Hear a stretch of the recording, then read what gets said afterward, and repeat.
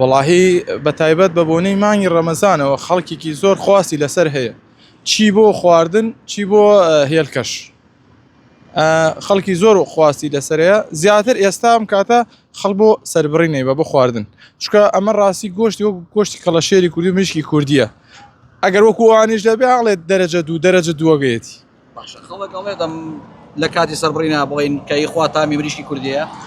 مشتریم هەیە سوێن بەخوا 2 ڕۆژ پێش ئێستا هات وتی بەو خوایە 3 ڕۆژە چێشتەکەی گەرمەکەم ئەوی خۆم، یعنی ئەمە نەخۆشە.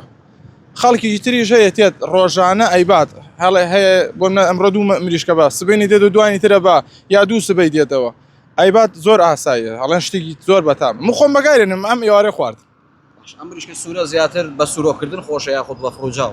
وەڵاهی ئەم زیاتر فڕوجاوەکەی خۆشتر سوورۆکردن چکە ئەم تەمەنێکی زۆری هەیە با بڵێن وەکو کوردیە قایمترە گۆشتەکەی زیاتر بە فڕوجاو خۆشترە.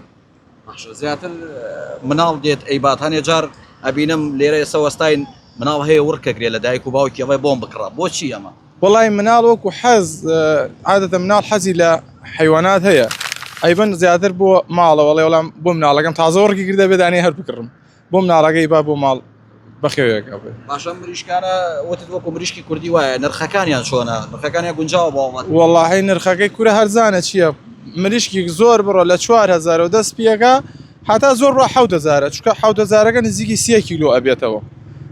ئیتر ئەمەکانی دێت تا وەزنی کەمتر بێت ینی کەمترە نرخەکەی. بەتەمەنەکان دێن ئەڵێن چی بەتایبەت بۆ مریشکە سوورانە کایکڕن؟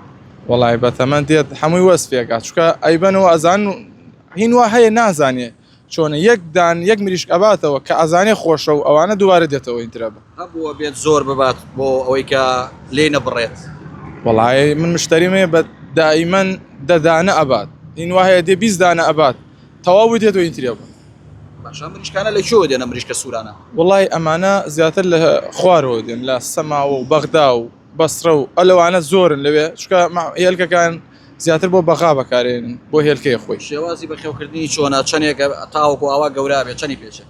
وەڵی وەکو زانیاریم نییە بەڵام ئەمانە تەمەنیان 2 ساڵە بێ ساڵ و نیم لە ساڵەوە دەست پێکات تا 2 ساڵ زیاتر. مریشکی مەساحە نیە بە چەند هەفتەیەک ئاوا گەورە بێت؟ ناوەڵا مریشکی مەستاحە بە 45 بۆ با بڵێن بە 2 مانگ و نیو ئەوە گەورە بێ بەڵام ئەم تەمەنی زۆرە 2 ساڵ زیاتر. ئەڵێن بە بەردەوامی هێلکاکە ڕۆژی چەند هێلکاکە ئەمانە؟